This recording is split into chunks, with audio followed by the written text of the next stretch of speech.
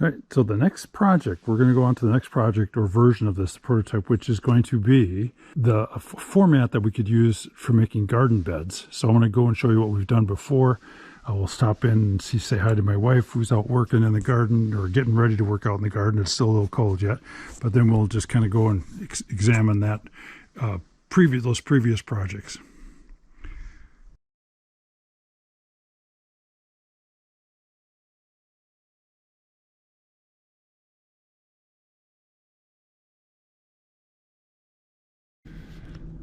Okay, so this is our world. We live in a log home. I have my workshop back in there somewhere. My wife has her cave back in there with the studio and all that. We have woods, we have a couple dogs, we have wood piles, we have land, we have more woods, and we live in a place that is a vacation area for millions of people each year. 2 million people come here in this little tiny county and visit. So anyways, we do have a pretty nice little situation. So here's our garden area. We have a garden area back in here, regular garden, but then over the years I've been building raised garden beds for my wife, and so these were the most recent. I'll kind of work backwards, and this I'm going to probably do as a different project because these were made of logs. I basically made them log garden beds, and then we did some trellising stuff with woods or branches from the woods and stuff like that. Then I think this might have been the first one, and this is probably 15 to 20 years old, and here's what I did. Again, we look at things that we do right, things that maybe didn't go quite so right, but some of these things really went well. And like these are stones.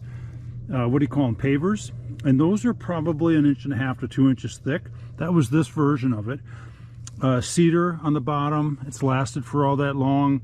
If I did it again, would I use cedar? Maybe not on the bottom. I'd probably use treated, and you can kind of see why. They really take a beating. They're getting wet inside and out all the time. Snow, ice, everything. But this is 15 to 20 years worth, right? And it was an early version. But you can see the approach that I'm looking for this is basically what would be a micro beam right here. So this is, I didn't measure it, but it's about 4 feet across. So let's just take a quick measurement on that. And it's 42. In fact, I think when we decided on this, it turned out that 41, 42 is actually plenty, because you kind of get to a point where you can't reach inside anyhow. We maybe did do it wider on the next one. But so what I'm getting at is this is a micro beam that I'm talking about. That micro beam would be made up of a bottom piece, which is the flange, an upper flange, and then the webbing. Now in this case, the webbing would be kind of some wood and some stone. The stone is less expensive, to be honest with you, and it really holds up. Nothing happens to it after years and decades, you know. This stuff is going to hold up. The only thing you got to be careful of, you're not in a situation where you let it freeze and then get some weight on it. But even, you know, this freezes all the time. It freezes all winter. We get well below 0 Fahrenheit and every winter, but no issues whatsoever. So it's a combination of the two. You also have to allow for some expansion and contraction probably, but that would be a typical 42-inch panel. And then what would I be doing different? I'll discuss that when I do the redesign of this, basically, in making the I-beam format out of a micro beam. Some changes that I'll make on that. And then we take a look at the longer side, and as it got longer, I did a couple of things. One is we thought, oh, we should put a space in there to let basically pressure off. Well, that became a mistake. Plus, there's nothing really holding that together. And then with that longer length, it started to bow on us. And so it went up and down. That's just too long, right? And then you can see now there's some pressure coming out here, and there wasn't enough of a lip up in here to hold it. So the changes in future version of this in making micro beams would be to accommodate for those kinds of shortcomings, right? Now this one I did the post. You can see how I notched. It's actually 2 separate posts, and this was before I started using before I basically invented threaded tenon joinery. Otherwise, it's let's see, how tall are these? You know, they're about 14 inches, and they seem to work pretty well. Those blocks are, I think, 12 inches by 12 inches. They're 11.5 by 11.5, which would be pretty typical. Then there's another version. I think I did this later. I can't even remember anymore. And I really basically downsized it. And actually, this one is held up better. It's even thinner, right? Okay, so here are your posts, right? And then what I did was I put I think this is nope, this is a build-up post. I can see the lines here. So this was not solid lumber. This was a piece of probably cedar, and then another piece going the other direction. It was kind of a typical way that I would build posts, and it's actually held up really well.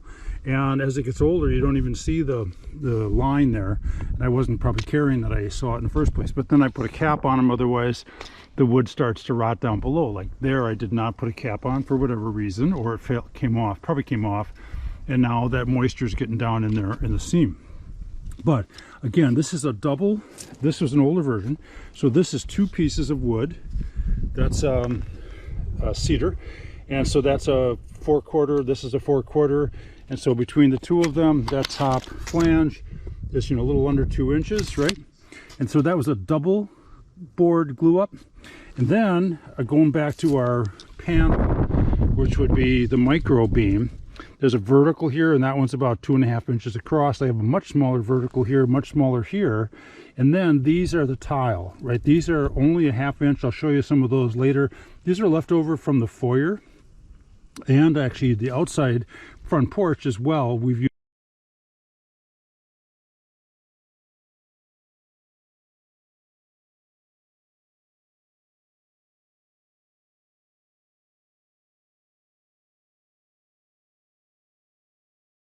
used them, but as long as they're real, they have to be a natural product. You don't want to use synthetics outside, because they're gonna I think they'll explode on you the first year, because they can't handle that temperature change. Whereas the real thing, you got to make sure of that, you know, research that part of it to make sure they can handle temperatures and severe freezing temperatures. And then there's also a lot of pressure here.